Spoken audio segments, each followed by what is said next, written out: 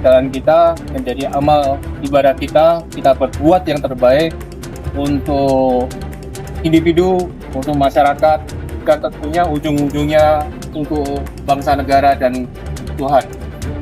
Oke, jadi tetap semangat, hati-hati dalam bekerja, cermat, cermat, kita lagi, jangan merasa puas, perbaiki lagi, cek lagi. Lanjutkan. Masalah rakyat tuntas. Padel.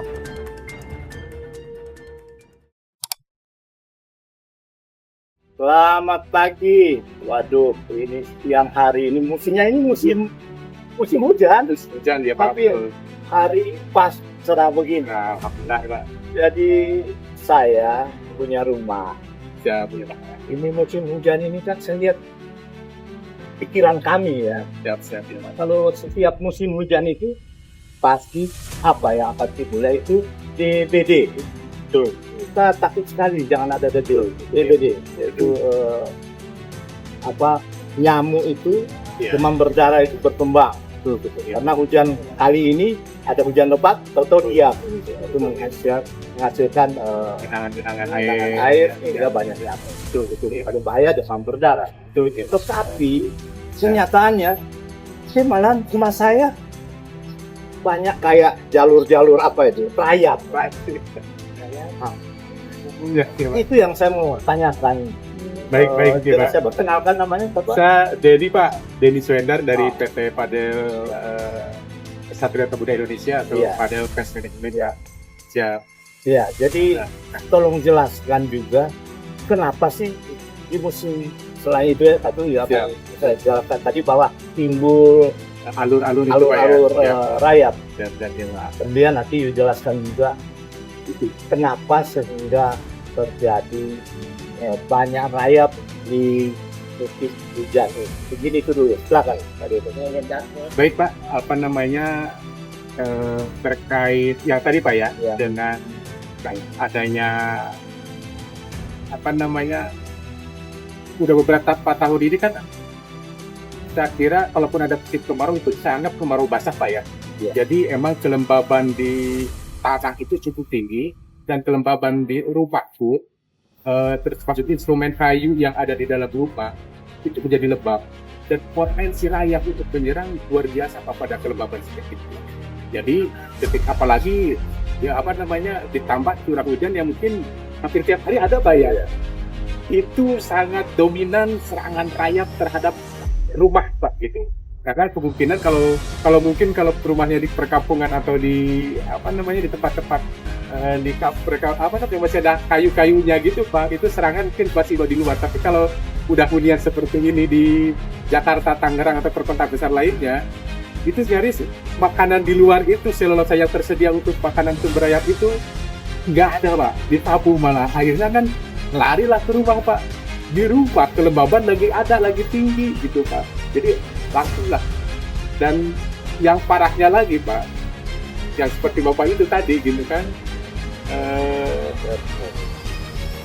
si rayap itu kelihatan ada alurnya itu dipastikan kondisi rumah itu udah parah Pak gitu. Karena rayap yang itu ya Pak, karena rumah yang rayap yang menyerang itu jenisnya Phototermes Pak atau rayap kayu kering Pak gitu. Seperti itu Pak. Ya. Jadi bukan hanya di rumah saya ini ya terserang Pak. Itu kan juga hampir seluruh kota besar masalah utamanya itu rayap Pak. Yang utama gitu. Kalau untuk demam berdarah mungkin bisa kita lakukan serempak warga, tapi kalau untuk rumah kalau nggak bisa preventif sendiri Pak, itu nanti tinggal tunggu abrupnya aja Pak. Karena serangan rayap itu ya. Ini ada cerita ya Pak Denny ya. Bisa ya Pak. Ada cerita bahwa rumah yang bekas kebun karet katanya sumber rayap. Apakah itu benar hanya karena pohon karet? Bukan ya? Coba silakan jelaskan. Bisa jadi Pak. Salah satu penyebab gampangnya ada rayap di daerah tersebut, salah satunya ada kayu yang tertimbun atau ada bekas pohon-pohon yang ketika dijadikan perumahan akar sama pangkal pohonnya itu tidak dibersihkan 100% Pak. Kayak gitu ya. Nah, sementara seluruh satu pohon itu adalah ya makanan rayap, dan insting rayap untuk mencari kayu luar biasa. Dia punya insting masing-masing, sama sebuah hewan juga punya Iya, insting iya. seperti itu Pak, untuk masuk menemukan silosa itu seperti itu Pak. Dengan kata lain, bukan hanya pohon karet, itu mitos saja ya, Abang. Semua jenis pohon Pak, kecuali mungkin ada beberapa jenis pohon kelas 1 Pak ya, ada kayu terempes, kayu besi atau kayu jati tua, itu tidak mampu rayap untuk makan. Tapi kan untuk sekarang ini udah tidak dibutuhkan lagi Pak. Oh, Kayu-kayu jenis nomor 1 di Jakarta atau di perkotaan itu Pak. tolong ulang, kayu-kayu apa yang Bapak bilang sudah nggak ada itu apa? Ya kayu model kayu besi, kayu jati tua, itu kan nggak mungkin ada di di perkotaan Pak. Iya, Gitu. iya. Kalaupun ada di luar pasti di hutan yang susah terjamah Pak. Iya, Gitu. Itu yang emang susah. Kadar Diserang. silosanya itu susah Oh, ditebus sama betul. rayap yang harus diuraikan Pak. Gitu. Sehingga banyak rumah-rumah yang memakai kayu yang bukan itu Iya. terserang Pasti terserang Pak. karena mengandung banyak selulosa Iya, ya. yang mudah diserang. Dari kayu golongan 2 ke sini itu udah semuanya sudah gampang diserang Pak. Jadi bukan hanya rumah saya, Hampir semua, hampir semua. hampir semua Pak. Jadi awal atau walaupun bukan musim hujan, tapi banyak itu dia nyerang terus ya. Serang terus Pak. Oh begitu. Ini kan rumah Bapak dari mulai kusen, pelafon sampai kuda-kuda segala macam kan masih pure kayu Pak ya. Iya. Jangankan ini Pak gitu, jangankan yang masih kayu, rumah yang udah pakai kerangka besi pun, karena masih pakai gipsum, masih ada furnitur, masih ada lemari, masih ada kusen, itu masih kayu juga Pak gitu, tetap diserang Pak gitu. Ini kan gipsum menurut saya agak susah dia makan. Batu alam Pak ya, Iya. komponennya batu alam gitu ya. Iya. Betul Pak, komponennya itu batu alam, tapi untuk pelapis gipsumnya itu adalah kertas Pak. Oh betul. Jadi, Sehingga dia hidup di dia nyebar Nah. lagi di sekitar itu ya. Sehingga Kertas itu. dan kertas itu kan mencerna rayap lebih mudah daripada untuk rayap mencerna kayu Pak gitu. Betul. Gipsum ketika lapisan kertasnya udah nggak ada, ya tinggal tunggu apupnya Pak. Iya, iya, betul. Oke, ya itu saya sudah cerita soal itu kenapa musim hujan ternyata ada serangan rayap. Siap. Terus masalah lingkungan rumah apa ya? Eh, Tipe penyebab juga. Seperti rumah saya kan ini ada tanah-tanah kosong. betul. Ah, Sumber rayap itu meskipun masuknya ke rumah Pak ya, menyerangnya lewat kusen ataupun retakan-retakan, tapi media hidupnya, koloninya tetap ada di tanah Pak. Iya. Dan sekeliling rumah Bapak ini kan masih kosong Pak ya. Iya, iya. Kemungkinan untuk terserang rayapnya itu ya cukup dominan Pak, cukup peluangnya cukup banyak Pak gitu. Nah, mungkin sudah cerita banyak. Ya. Kita tahu bahwa rayap itu makan pagi yang itu ya. Betul ya Pak. Nah, solusi dari Pak Joni ada.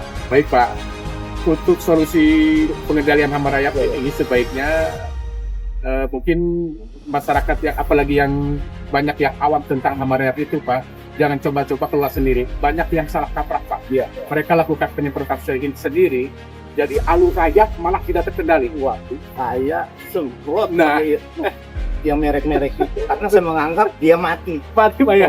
Nah, itu apa? Karena kenapa nggak boleh? Dalam satu koloni, izin Pak ya flashback dulu ke rayap ini yang Iya. rayap fototeres itu dia mampu bertelur satu hari satu malam itu 1 sampai 10.000 Pak. Satu hari satu malam 24 jam Iya, iya. itu bisa bertelur 10 sampai 20.000. Itu yang fototermes. Kalau yang makrotermes lebih gila lagi Pak, 30 sampai 40.000.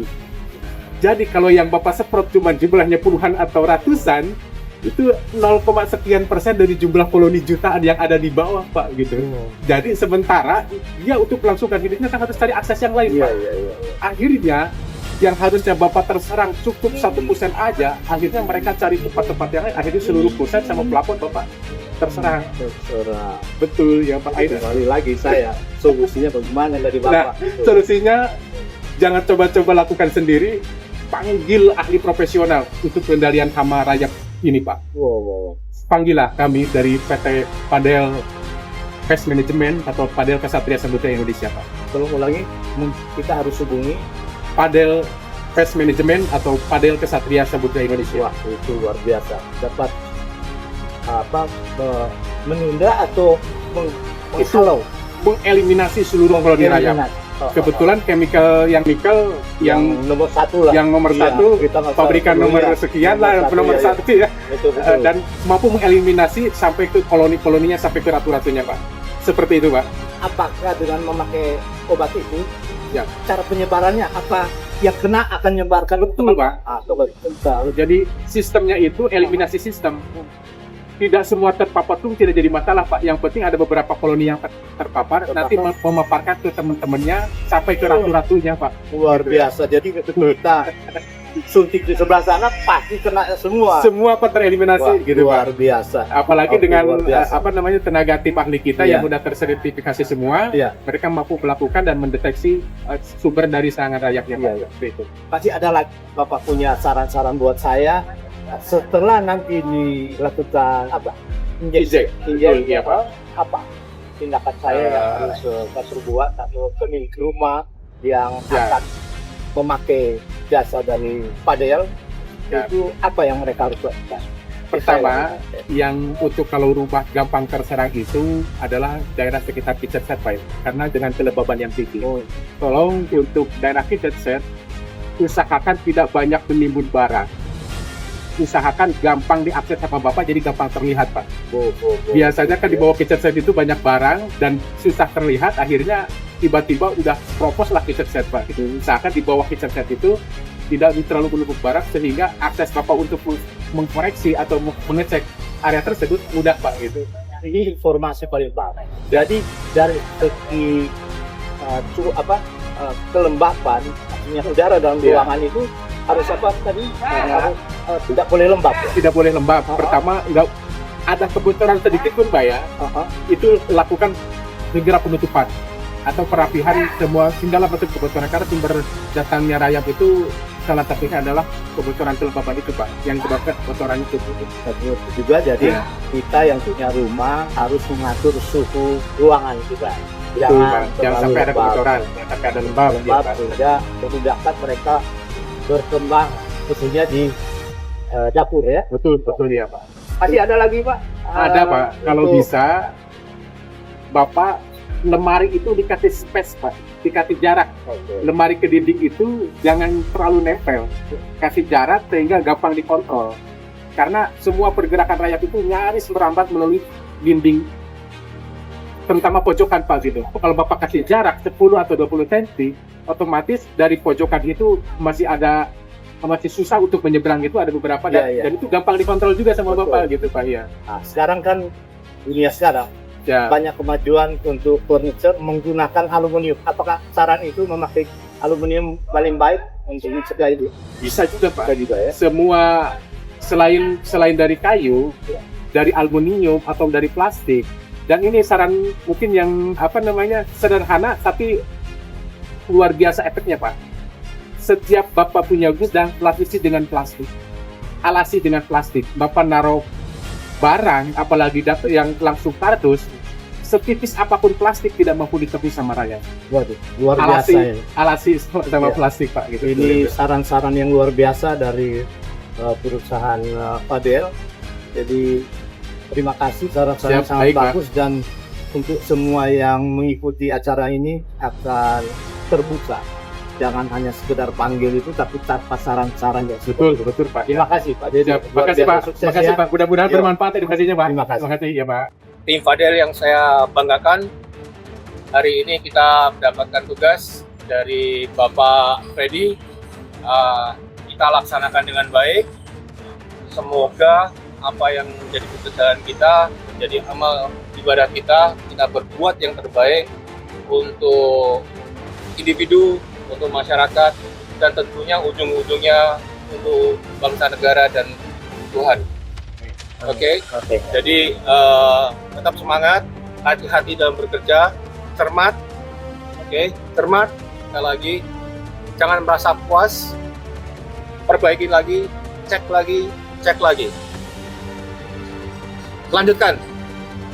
Masalah Masalah rayap tuntas. Padel. Padel. Laksanakan.